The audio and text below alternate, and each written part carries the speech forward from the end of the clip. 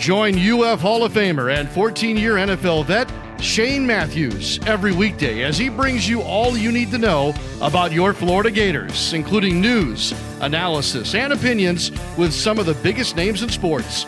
Find us on Spotify, Apple Podcasts, Google Podcasts, or wherever you listen to your favorite podcasts, or watch us live at 8 a.m. on Facebook, YouTube, and Twitter.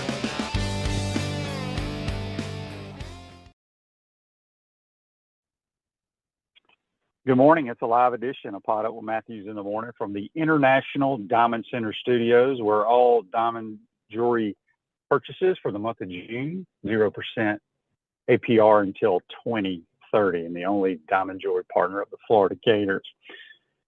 We'll have Buddy Martin today. We'll also have Kevin Brockway from the Gainesville Sun.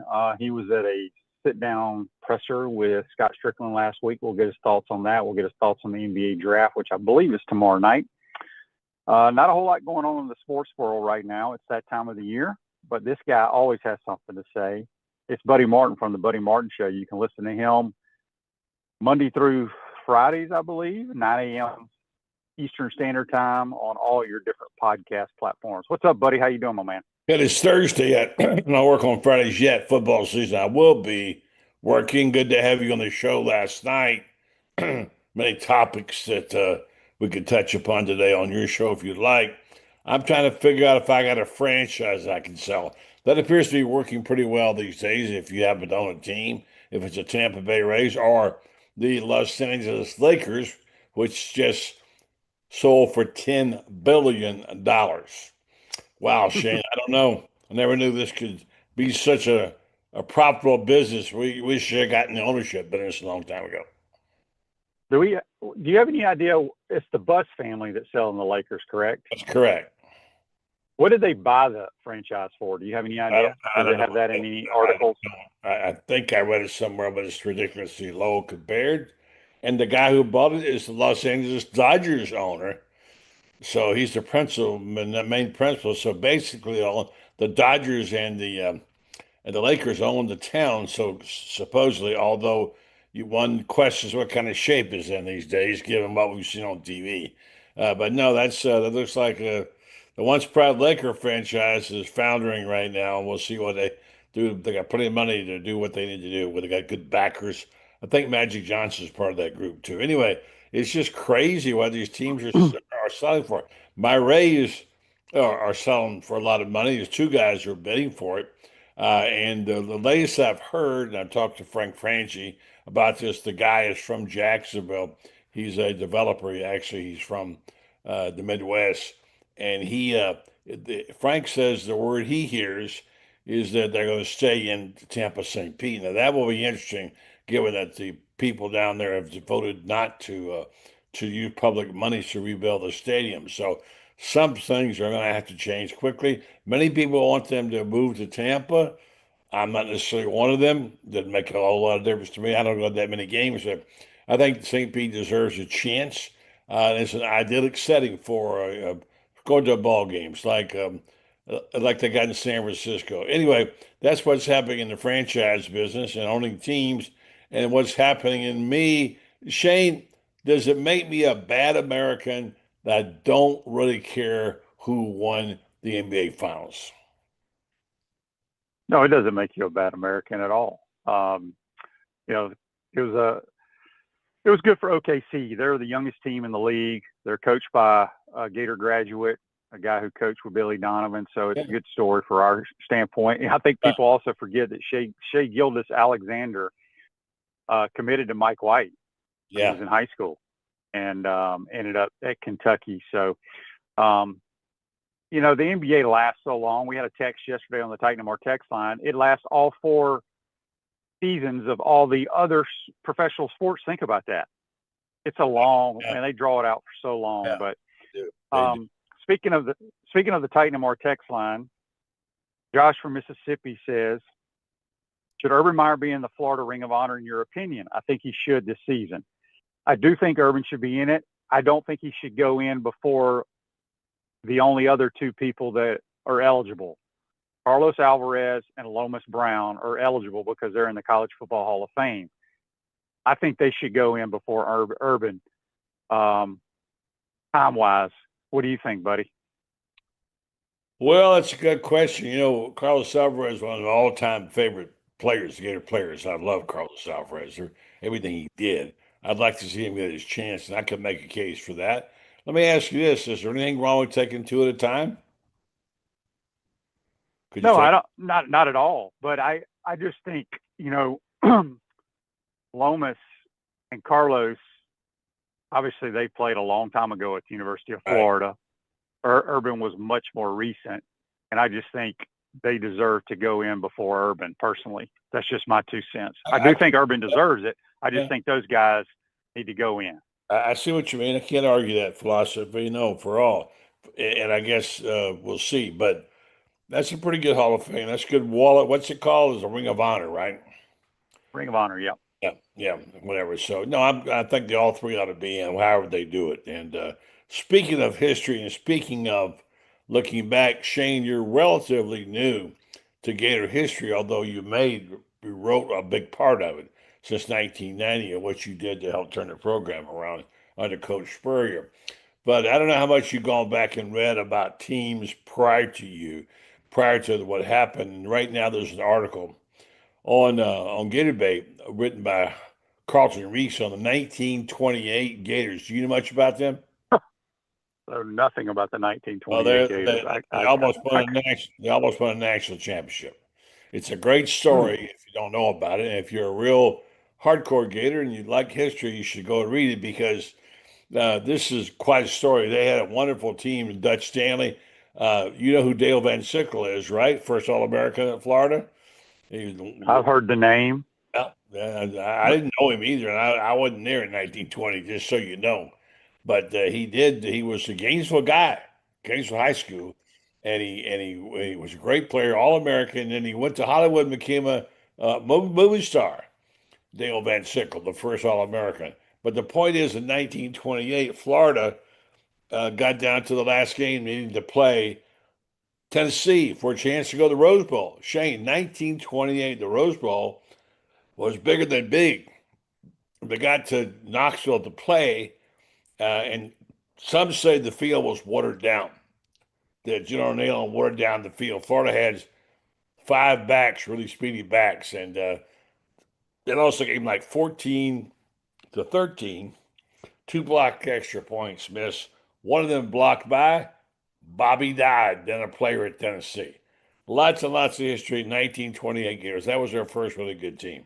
So when you nothing to do in the summer, it'd be good to read up on some of these teams. Shane, is there any other team that you would like to know about prior to the time you played there that you'd like to read about?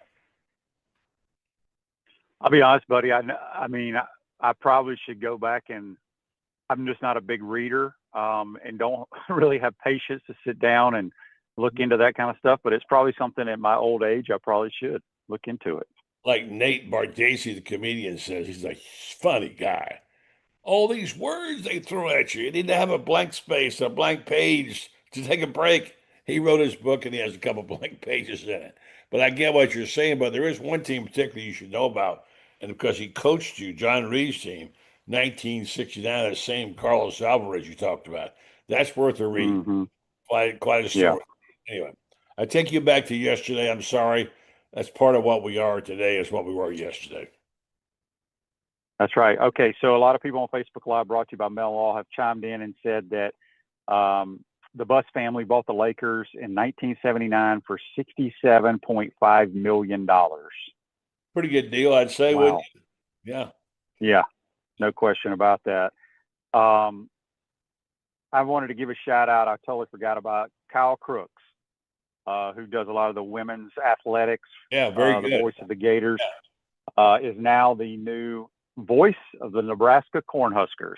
No So kidding. congratulations. Oh, Yeah, Kyle, great young guy, yeah. very talented, and he will be perfect for Yeah. the Cornhusker football program. Does he do the So softball? congratulations to Kyle. Does he do the He did softball? softball, women's Yeah. basketball. He used Yeah, to I heard him. he'd He's sit in very our good. booth for football.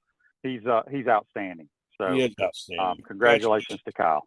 That's fantastic. That really great. Yeah, wonderful. Good to see him. And by the way, may I just say one more thing? I kind of got a heavy heart today. And I don't know how much this I want to talk about because the family hasn't officially announced this, but we lost Wayne McCall, former Gator captain, great Ocala guy, well-known, great high school player, three letterman, three sport letterman, a good friend of mine. He's been ill for quite some time. He passed away this weekend, and my heart goes out to the McCall family. Yep, great family, no question about that. We have a text here on the Titan MR text line. It says LSU is light years ahead of the Gators in baseball. Our program is in decline under Sully. Your thoughts, buddy? LSU are light years ahead of everybody in baseball, and I don't think the program's in decline. If you read it all, what happened to the team, the injuries they got, he lost half his team this year. And from what I'm reading, he's going to be very, very good this year. In fact, I just read a national perspective of the top 8 teams way too early in baseball, and this guy ranked Florida as one of them. I think the program, you jumped all over me for talking about saying they were declining somewhat because they lost 3 in a row a couple of years ago. Made me eat dirt on that one. No, it's not declining. It's just a blip on the. And I thought he'd get a heck of a job of coaching that team. He got the maximum out of it, which reminds me, by the way, I'm still ticked off at Kevin Schnall for what he did and how he treated that whole thing when he ripped on Sully. He used his press conference as a bully pulpit and ripped him for what he did, how he handled things wrong. And Sully admitted he did. He comes right back, and of course, he gets caught in the crosshairs and embarrassed in a situation where he gets tossed, albeit he probably shouldn't have. He didn't abide by the rules. He gets tossed in the first inning of a College World Series game. So, yeah, it's tit for tat, you know? Yeah. Russell says on YouTube, brought to you by Quality Plumbing. Good morning, fellows. Who decides who goes into the Ring of Honor and how often do they meet to discuss the candidates?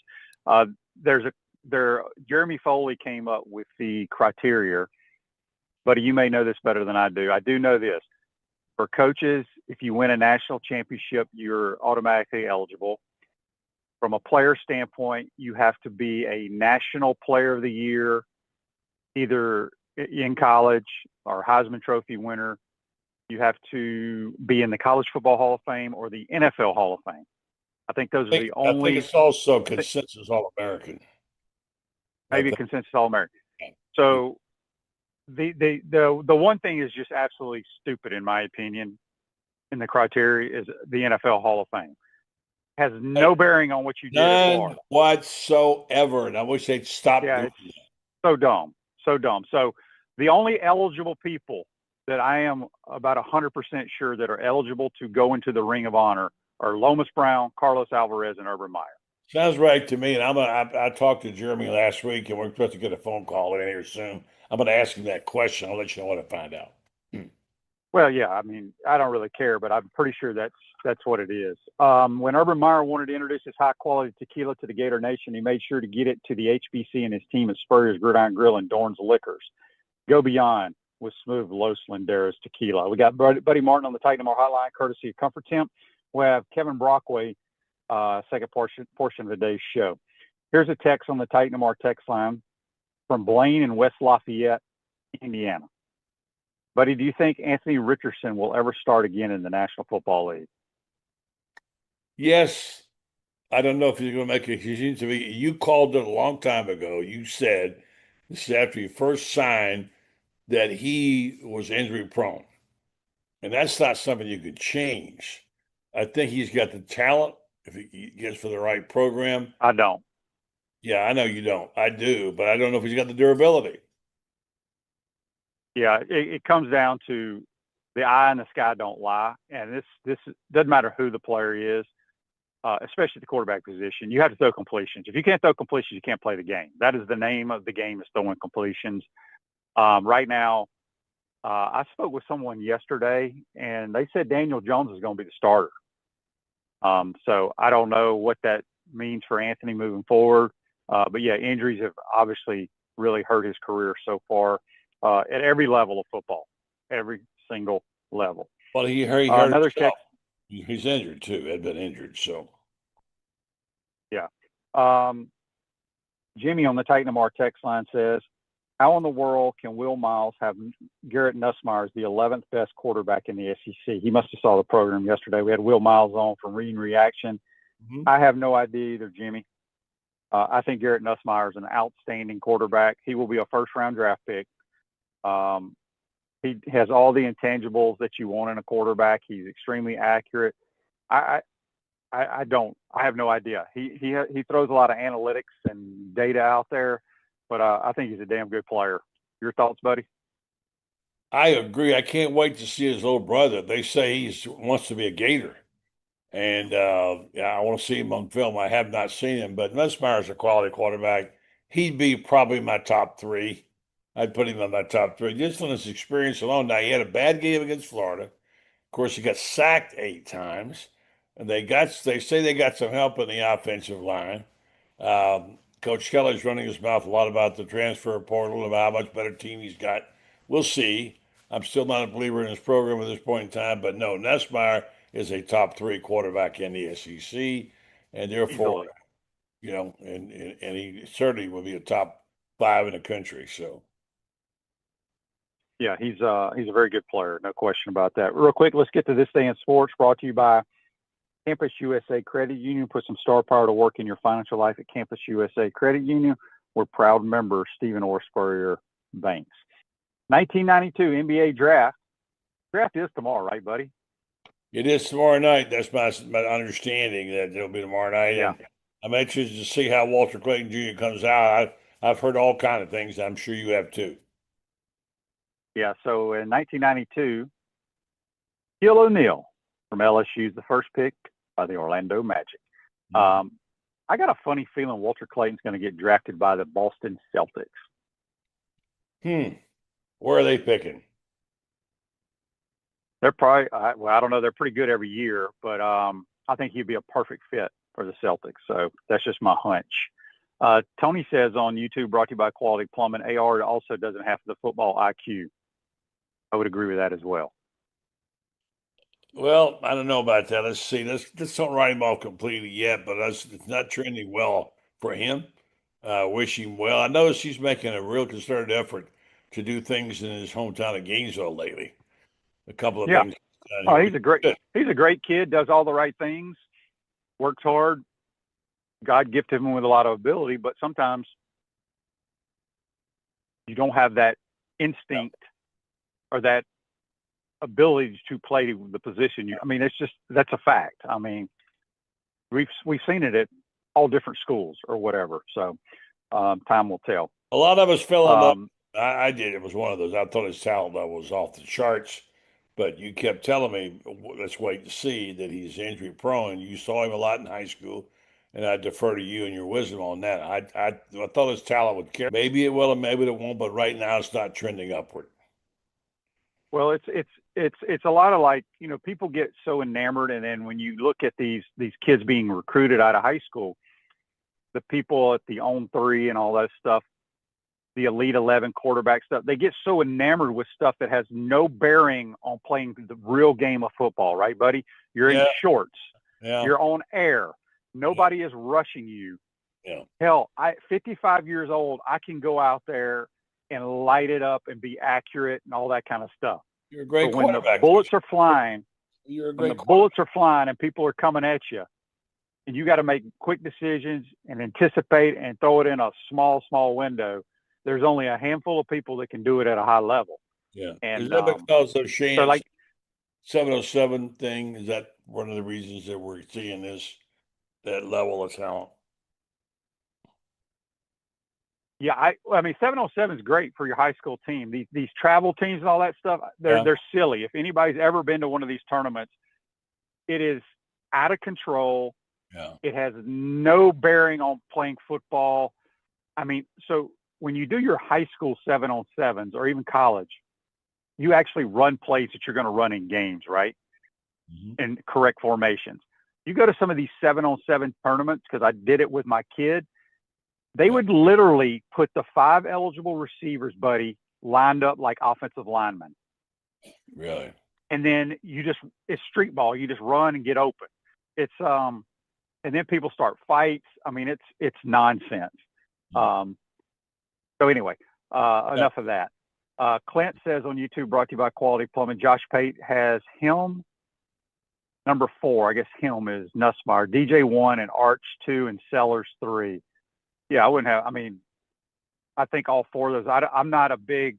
I think Sellers is very similar to Anthony Richardson. He's bigger than Anthony. Kind of erratic. A lot of people have fallen in love with him, and part of it is because allegedly he was offered $8 million and turned it down. And the guy's a good player, but look, he's not in the level of Arch Manning. He's just not. I'm sorry. No, I mean, the 3 top skilled guys that know how to play the position that I've seen so far, in no particular order, would be Arch, DJ, and Nussmeyer. I do think the kid that's going to be playing quarterback for Oklahoma this year is very, very good. A lot of people don't know much about him because he's coming from Washington State, but he's skilled, man. He's really skilled. I agree. Shane, I loved your idea last night. By the way, the latest draft projection, you can ask Kevin about this. He talked about it on my show last night. Is the latest draft mock by Gavoni. I don't know this. Apparently, it's quite a good draft pick, mock draft. He was drafted. He was picked number 20 to do the Miami Heat. So there's that, But I wanted to talk to you about your idea you had on my idea when I said I'd love to see a fundraiser with the 4x100 track team and a 4x100 football team, and who claims they are faster than the track team. We'll see that, but there's a lot of speed there. And if you add in the latest pickup they got, Bernal, the kid from Orlando, they are really fast. Bernal, Aiden Mizell, Tank Hawkins, and Cormani McClain are my picks. You had a great idea last night. Instead of putting them to the test of a 4x100 handoff and things, you've got to do is intricate part of the 4x100. Let them all run in 8 lanes and let them go see who wins. I love that idea. Yeah, just run the 100 meters. But again, I would lean towards the track guys, but we don't need any football guys even doing that because somebody's going to pull a hamstring and be out for the year. Don't make them pansies. Let's get them out there and run. It's all you got to do is run 100 meters. Come on. Okay, where they run 100 meters and somebody pops their hamstring, buddy. They can run pop their hamstring in a football practice. I'd rather them do it in a practice than doing that. Let's stop babying these games, Shane. Come on now. Well, no, it's not babying. It's like, why do something silly to risk injury? Then if you get hurt in practice or in a game, that's a different story. But not doing something outside of it, I say no. No. I think it'd be great for the fans. Let's talk about the fans for a change. They ought to get something. I don't give a damn about the fans. The fans are going to be the ones bitching that say, Billy Napier, why did you let Aiden Mizell run the 100 meters? You know what? Why did he tear his hamstring? You know what you just said? You don't give a damn about the fans. Come on, man. I don't. Not what they care about. Go see the football team race the track team. No, but the fans are the ones that listen to your show, Shane. You got to care about the fans, people. And they want to listen to my opinions, whether they're right or wrong. And my opinion is, I'm not saying that you're wrong. I'm just saying you care about the fans, so you do. So here, if you want to do the race against the track team, here's when you do it: when the season is over. I'm okay with that, but I still think the track team blows them away. Well, it's a good conversation, and I know that one of the coaches was talking about it the other day. And he's very excited about the idea. And the players will be very excited about it. Just like back in the day, look, those guys running after Irvin's practices, they had Rainey and Dempsey, those guys running. They could have pulled a muscle too, but they didn't. They talked about it all the time. It was all the time. Okay, but let's just say Chris Rainey and Jeff Dempsey both pulled their hamstring or calf muscle doing that. Then you're really screwed.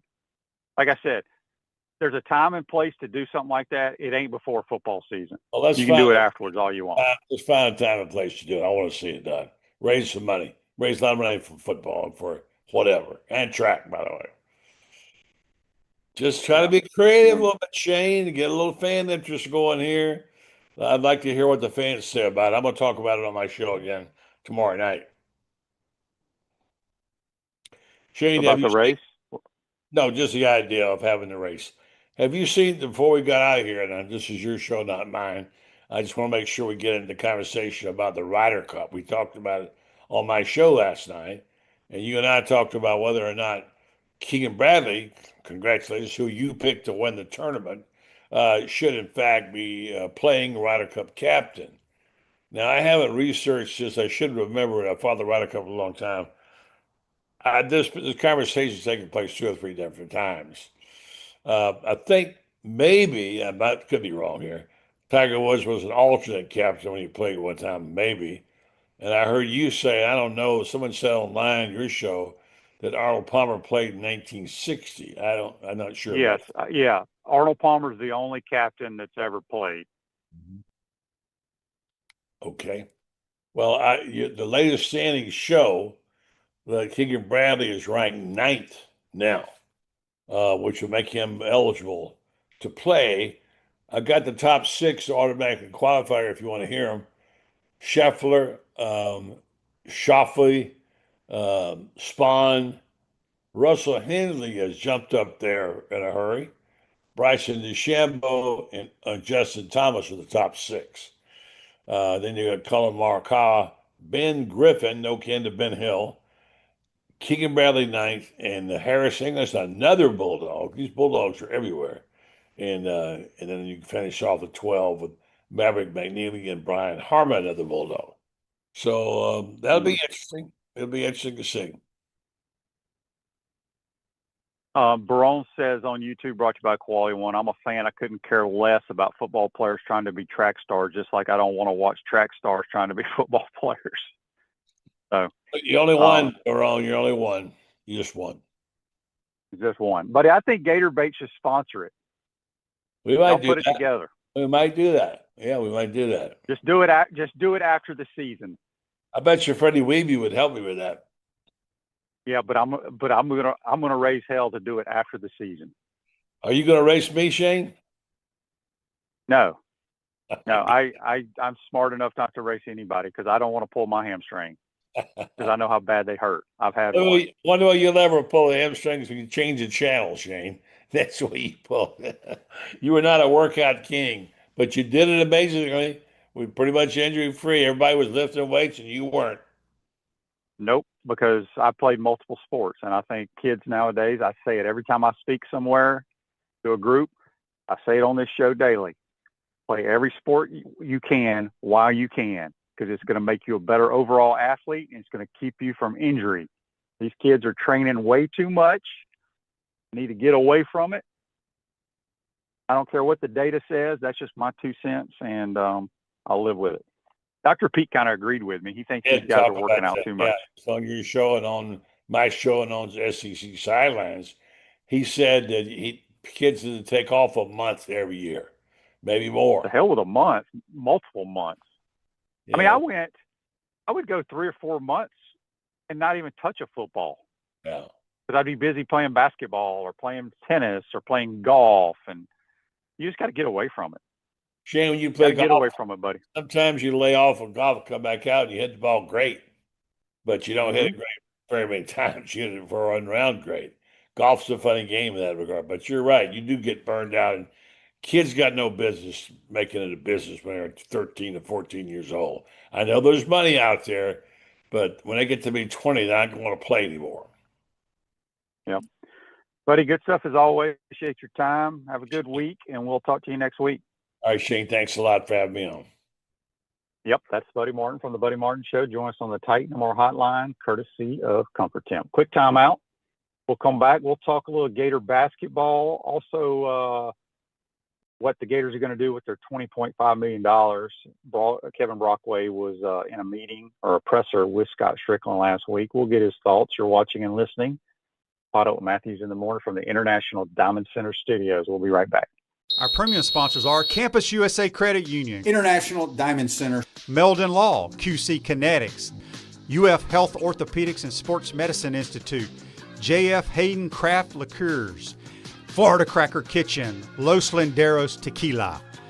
Gridiron sponsors are Baker Sporting Goods, Cogent Bank, Comfort Temp, Electronics World, Florida Victorious, Gallo Car Wash, Miapa Latin Cafe, Peachland Dental, Quality Plumbing, Ruse Ogre State Farm, Silverback Concrete, 84 Lumber, Big Mills Cheesesteak, Celebrate Primary Care, Dowling Sign, Gator Bait Media, Gator Dominoes, Ironwood Golf Course, Tropical Smoothie Cafe, UF Bookstores, Nest and Wow, MG&A Wealth Management. Watch and listen to us live on Facebook and YouTube. Listen to the podcast whenever on Apple or Google Podcasts, Spotify, or wherever you listen to your favorite podcast. Remember to like, follow, and subscribe so you don't miss an episode. To become a sponsor, call my man Freddie at 352-284-3733. I'm tired of you living in pain, and I want you to get real lasting relief from chronic pain in your knees, back, shoulders, and hips. QC Kinetics can get you moving again with cutting-edge regenerative treatments with no drugs, no downtime, and no surgery. Stop putting it off. Call now and schedule your free consultation. Call QC Kinetics now in Gainesville, Ocala, and the Villages. 352-400-4550. 352-400-4550. Coach, you know, it always impressed me how you beat Florida State to win the 1996 National Championship.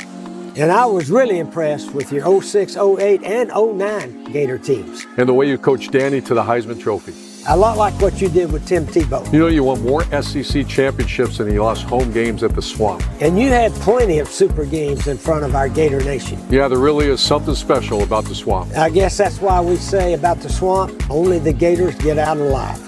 To the Swamp and the Gators, with the best beverage served at Spur's Gridiron Grill, 100% agave, Los Landeros tequila, aged in bourbon barrels for a smoother taste. I think you mean head beer coach, 1966 lager, a crisp, light, bodied lager for easy drinking. Nope. Los Landeros tequila, smooth enough to drink neat, bold enough to elevate a cocktail. 1966 lager, enjoyed on game days in the fall or whenever you need a winning cold brew. Los Landeros tequila. 1966 lager. Los Landeros. 1966 lager. Y'all stop bickering. Okay, you're both wrong anyway. The best thing Spurrier's Gridiron Grill offers are Jerry's famous chocolate chip cookies.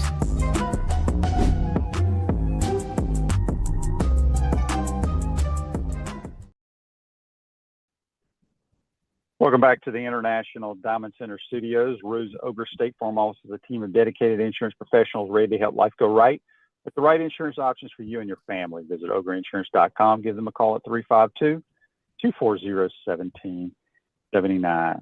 Back to the Titan MR hotline, courtesy of Comfort Tent. We're joined by the Gainesville Sun's Kevin Brockway. Good morning, Kevin. How you doing, bud? Good morning, Shane. How are you? Doing well. Just on the road a little bit today. Let's do this, Kevin. Let's start with basketball. I know you had a sit down with, well, not a sit down, but y'all had Ty Golden last week in a presser. Yeah. But the NBA draft is tomorrow night. Most people expect Walter Clayton Jr. to go in the first round. I think Elijah Martin probably projected second round. Any idea, any leans? I don't know why I woke up today. I go, I think the Boston Celtics are going to draft Walter Clayton Jr. What do you think? Well, most of the projections right now are 15 to 25, and there's one mock that has the Heat at 20 that I saw. I mean, there's the Orlando Magic, I think really like them too. Atlanta Hawks. I think there are certain teams, Washington, the Wizards, and they're all in that range from 15 to 25 where they could take them. So I would expect them to go somewhere there in that neighborhood, possibly slipping even a little later in the first round, but I don't think he's going to get outside the first round. I think he's definitely going to be a first round pick. Elijah Martin, slight chance for Will Richard even to go in the second round, but Walter, I think definitely, obviously, what he did in the NCAA tournament is going to carry a lot of weight. The fact that he's a money player. Now at 6'3", is he going to be an ideal size for a combo guard in the NBA? Maybe not, but I think we've seen the NBA finals, like even guys like TJ McConnell and there's a lot of guys that could be effective, smaller, Jalen Brunson. I think it's just a matter of obviously, finding that right role. And the fact that he can shoot from anywhere too certainly helps.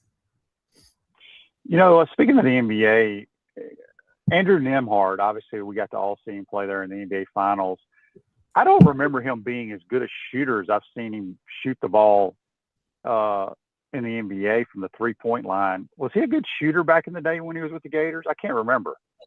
He had some games where he had some pretty high field goal percentage, but mostly from 2 more than from 3, Shane. But as you know, hey, you get out of school. I mean, and basketball becomes your job. You work every day. It's all about skill development. And I think the best NBA players, right, are the ones that add to their game every year, add certain aspects. So I think that's probably a testament to Nembhard's hard work that he, honed that over time.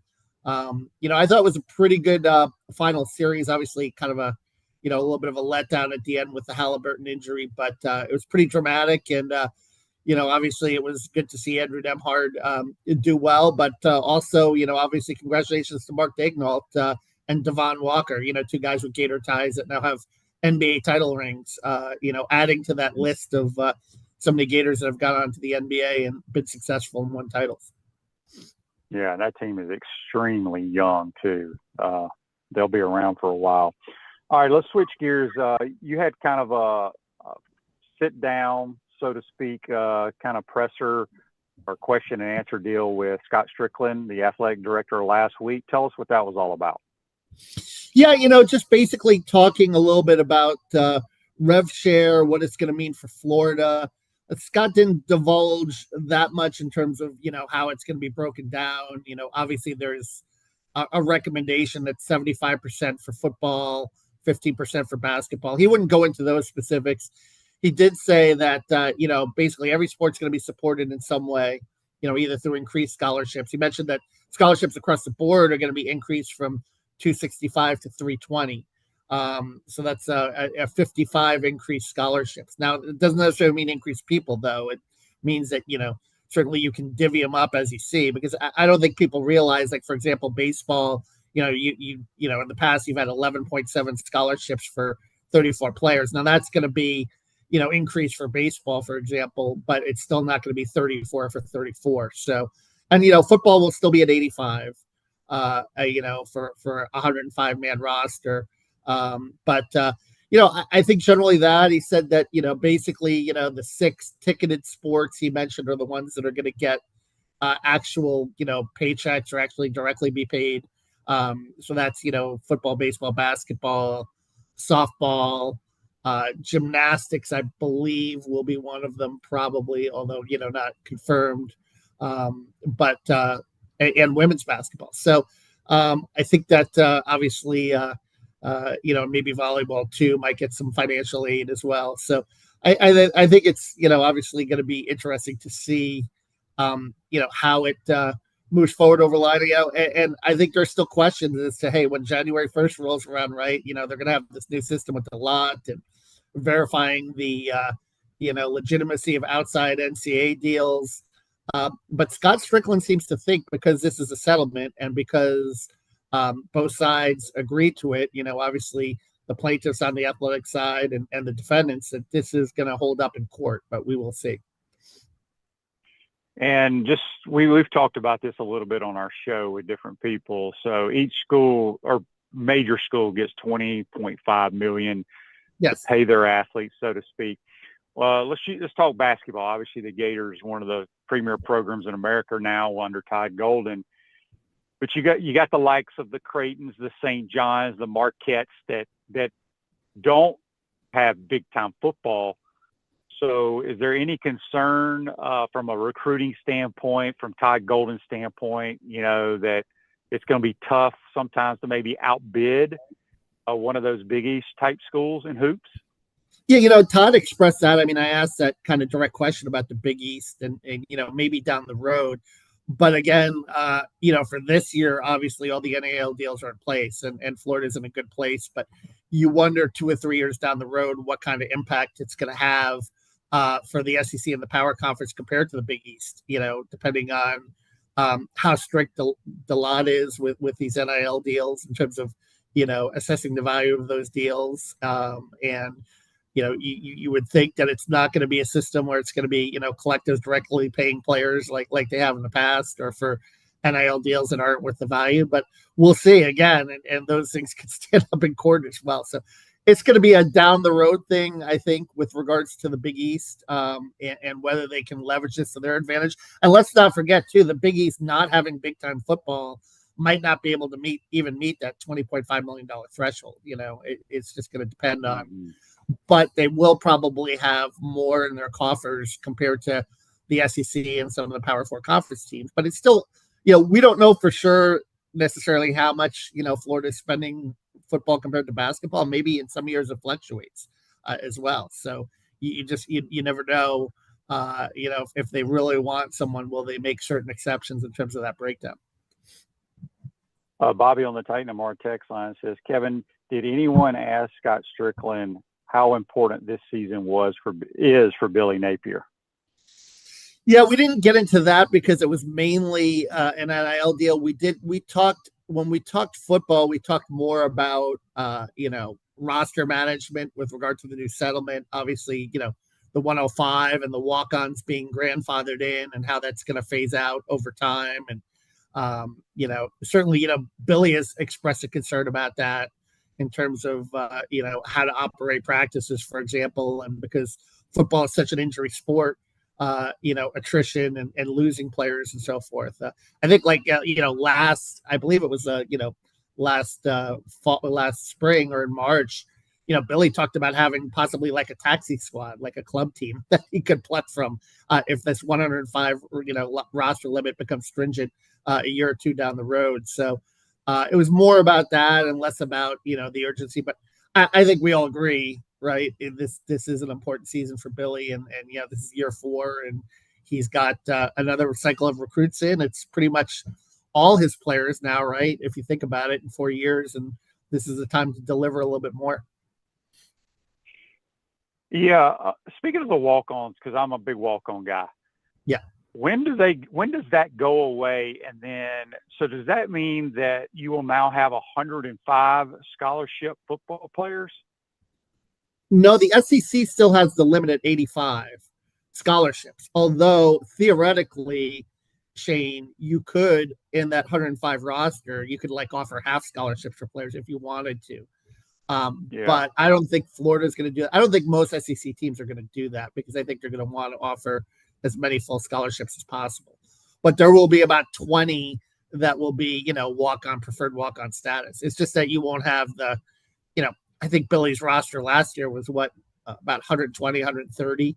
And that will be pared down. But, one of the terms of the settlement was to not take away those walk-ons that are currently on the roster. So this is not, the 105 limit is going to be something, it's going to be very much like COVID, right? Where they got the extra year, these guys, it's not going to be right away. It's going to be over the course of the next 3 or 4 years where it gets down to that limit because the walk-ons that are in place are protected. So I was just thinking, when you brought up the club team, because I don't know if people realize University of Florida has a lot of club teams. Like they have a club's men's lacrosse, they have a club men's golf team, women's golf team. They got the hockey. Could you have a football team where they came out and they were your service team, and so-called scout team? Yeah, legal? I mean, Billy said that he had that at Louisiana. He had something very similar at Louisiana where he had, basically like this team that, if something happened, if there was an injury, he could call it, he could pluck from, But I would say, I think that would be the best way to do it, right? I mean, if people got hurt, you would just constantly have like walk-on tryouts during the season to replenish the numbers. I think that would be the best way to combat it. Yeah, it would be interesting to see. Those guys would just be able to practice. I don't think you can, it's not like where you can just pick somebody off the waiver wire and plug them in and play on a Saturday. Florida Crackers, the brand for original Floridians, great food and Southern hospitality in the center of the universe, Brooksville, Florida, FloridaCracker.com. We got Kevin Brockway from the Gainesville Sun. Here's a text on the Titanamar text line from John. John wants to know, was there any talk with Scott Strickland about renovating the stadium? Yes, we did touch on that subject about how you do this and obviously raising the money at the same time. And he said, certainly it's going to be a tricky proposition for that. And obviously, different, certainly there are different avenues that you can look at. You look at Tennessee, for example, with Pilot. obviously having logos on the field and so forth. And, who knows if that's a possibility down the road, or he didn't say specifically if Florida has anything like that in the works. But I do think that, those are avenues that certainly you can explore. But it's going to be difficult in this environment, right, when so many people want to contribute to NIL, how you get that money for facilities as well. But he feels like there's a demand for it and there's a need for it. And, he pointed to the baseball stadium certainly is a success in that regard in terms of, how it's helped the fan experience, and it's brought, more fans to the ballpark. So we will see. I think he's pushing forward with that for sure. So if they did renovate it, or, take out some seats and put chair backs or whatever, I mean, we cannot afford to play somewhere else, in my opinion. Would this just kind of be where you just kind of how like FSU did last year with their stadium, you just block that part of it off and continue playing games, or did y'all discuss that at all? We didn't discuss that at all. I mean, I think that's certainly a possibility, and I'm hearing like the Jaguars might be doing that for a year as well. So I think that would probably be the way to go. The Jaguars are going to have to play in Orlando. They're going to go into Orlando. They are, yeah. And I'm hearing now that they might do a year where they play half capacity and then go to Orlando, apparently. Yeah. I got you. But I just don't know. I mean, just from a college football standpoint, I mean, and I could be 100% wrong, but having our home games, let's say in Orlando or Tampa or wherever, or Jackson, I just think that would be dumb. Yeah. I would much rather just block off a section and still play in your home ballpark, because then every game's a road game. You don't have that so-called home field advantage. I hope that does not happen. That's just my 2 cents. But we shall see. I would think, Shane, like very similar to FSU, I think they would just do it over like 2 or 3 years during the off season. I think that's how they'd handle it. That makes the most sense. Yeah. But I do remember Exact Tech, right? When they did that, they did do the non-conference schedule on the road. They did it throughout the state, Orlando, Tampa, etc. But, hey, we'll see. Like, I still think they're in that architecture design phase on that. Like, there's still a long way to go there. So I don't think it's something that's going to be imminent necessarily. Yeah. Marshall's question on YouTube, brought to you by Quality Plumbing. Do all walk-ons still eat in the facility? Yes. If you're a walk-on, if you're on the football team, they treat you in today's world like a scholarship athlete for the most part. You're in the big, nice locker room. You're in all the nice meeting rooms. You get to go through the buffet line or what have you there at the Heavener Center. It's pretty damn nice. It's different than the walk-ons back in the day when I played. There was a walk-on. I'm trying to remember, his name escapes me, and we interviewed him. He made a big play in a spring game or something, and he was talking about how he felt like he was part of the team, treated not just in terms of facilities, but even by like the players, like how much they respected him as a player. His name escapes me. I'm looking up now. He's no longer on the roster. I remember his number was 91, but there's definitely that feeling of like, Billy does foster that culture where everybody matters, and everybody's important because it takes when you think about it, everyone has a role. When you think about what goes into a football team in terms of practice and workouts and having that number of bodies to prepare the team for each Saturday. Large Fry has a great question here, and I've been curious about this too. He says, this is on YouTube, brought to you by Quality Plumbing. Does Marco Rubio's son get special protections around the program, or just on campus or wherever? He has to in some capacity. People may not even know what's going on, right? But he probably has some type of security, I would think. Yeah, possibly. I don't know that for sure, Shane, obviously, but he is a guy that I know that obviously last year in the bowl game, he got his opportunity and ran the ball pretty well. So, I think he's got an interesting future. And I think Marco posted something on Twitter about him and about how proud he was of him, obviously, for, sticking it up. And he claimed that he didn't get any special treatment from within the team, I think, in that tweet, that You know, he Well, was I just don't. one of the I guys. think I think he's referring to from a security standpoint. Not Yeah, of course. look. Yeah. One of my favorite moments of the entire football season last year was in the end of the game, in the bowl game when he got those carries. Katie Daniels picked up that bad snap and took it for a touchdown, because I think he's going to be an outstanding player. But, you know, when you see these walk-ons that bust their ass day in and day out, get an opportunity to score or get carries, that's my favorite part. That's why if I ever talk to Todd Golden on this program, I'm going to see Todd, why make your guys dribble the ball out at the end of games? They should be firing up threes left and right. I mean, I guarantee you, if I was a walk-on and they put me in a basketball game, I ain't dribbling it out. I'm getting some shots up. Well, you know, the fascinating thing will be to see next year is if, you know, because Ollie, they won't have the red shirt anymore. If Ollie gets on the court at the end of next year and if he can score baskets. Yeah.